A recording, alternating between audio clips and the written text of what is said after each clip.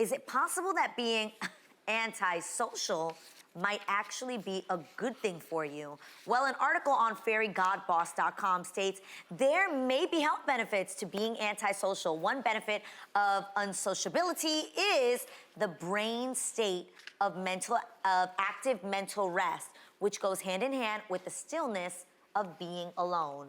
So ladies, are there benefits to being antisocial? I actually thought of you because during the pandemic, because you said you were so happy to be home. Loved it. That people who are antisocial during the pandemic were like, I'm good. Yeah. I don't have the stresses, I can be in, I don't have to prove anything. Yeah. And for me, I am social. Yeah. So it was difficult for me to sit still, not be able to go out of the house. But I think in a way, people who are antisocial are probably less stressed. Yeah. Because you're not worrying about going to the party. You're not worrying about going to this and doing that. You can just be like, I'm antisocial. I'm not doing anything. Yeah, I definitely know the opposite of being antisocial, which is you feel like you gotta go in and say hello to everybody. You gotta make sure you take pictures. You gotta make sure that you take pictures before you look all, tore up after the drinks. And so I've noticed that although I think it is good to make sure that you build relationships and talk with people, I really like those moments where I was antisocial, especially at my own events, like not trying to do so much and just sit back and watch and enjoy. I rarely do it. But when you can enjoy, like, seeing your friends mingle, the decorations, otherwise... You don't have to be in all the When mix. it's all over, you're like, wait, I didn't even eat the cake, I didn't taste the food, I didn't see how the bar looked like. And you didn't even enjoy yourself. You save a lot of money being antisocial, too. Yes. You save a lot of money. Yes. And you also protect your peace from false friends, I believe. Ooh, yes, that's a word so you don't right get all there. caught up and stuff. So sometimes it benefits. Yeah.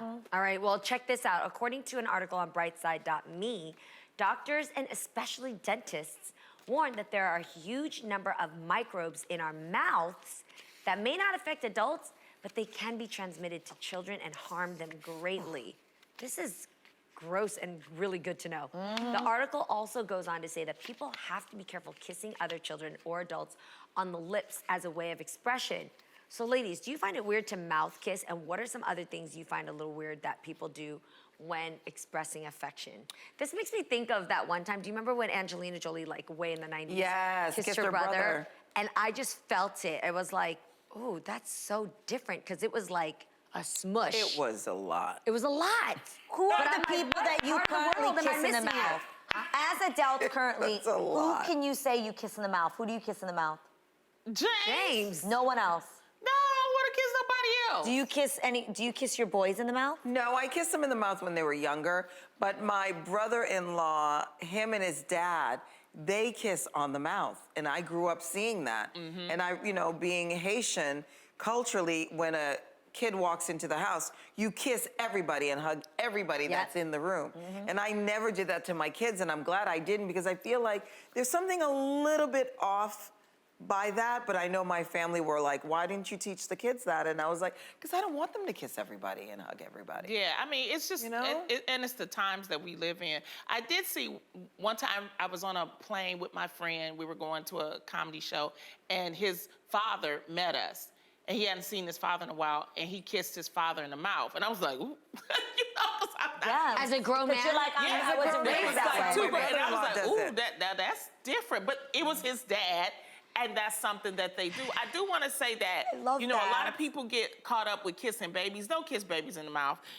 Like we said, it could be an allergic reaction. You got hand and foot and disease. You could have fevers and blisters. So don't be kissing babies. If it's your baby, yeah, but don't let people kiss your baby in the mouth. Do you kiss your baby in the mouth? I do. Oh, that's your baby, though. But I really make sure, like, you're clean. Like, that you haven't been running around all day at the airport. Like, you're showered maybe at night, something like that. Like, I feel like monitor it, because I also don't want my kid to feel too comfortable with people doing that. That's Yeah, right. no, I don't think just anybody should be kissing your baby in the mouth. Yeah. That's right. Like, that's for mommy and daddy, Yeah. and then your future significant That's how I other. found out my friend son was getting abused. Because one day I was talking to him, he was 4 years old at the time, and I said, oh, give me a hug. And then, and I said, okay, I'm gonna give you a kiss on the cheek. But he opened his mouth. And I was like, Oh. what are you do? And then I was like, wait, why are you doing that? And so that's what I'm saying.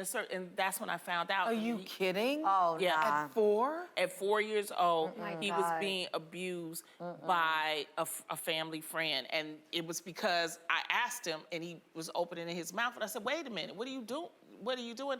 And then that's when I was able to get the story out of him. And He believes that that's Yeah. how you kiss. because that's what, so you have Yeah. to be careful around your kids. And just talk to them. Yes. And just, make sure, just make sure.